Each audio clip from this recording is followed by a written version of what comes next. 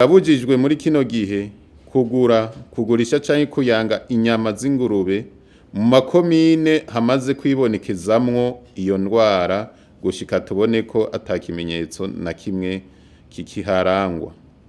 Biravujijwe uruja n'uruza rw'ingurube ziva mu makomine amaze gufatwa. Aborozi bategerezwa kororera mu mpongore. Birabujijwe ko ingurube ziyerereza mu buragiro bw'abahamaze kwandukirwa. Amashirahamwe n'imigambi akorera mu karere kanduye ntiyemerewe gutanga ingurube mw'ivyo bice.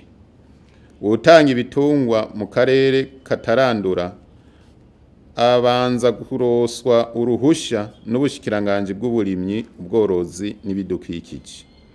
Abajejwe intwaro, igipolisi n'amagara n'ibitungwa basabwe gukurikirana no kubahiriza izo ngingo.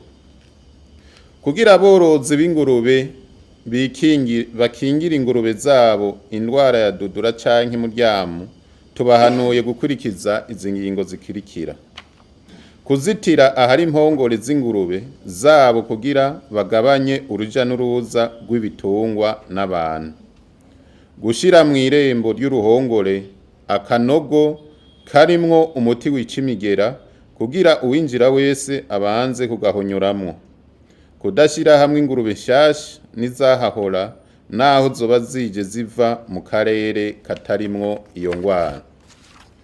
Kwirinda kugaburira ingurube ibisigazwa vy'indya cane cane iziva aho bafungurira abantu benshi, bikenewe naho vyoshushwa imbere yuko babigaburira ingurube kugira imigera ibanze ipfe.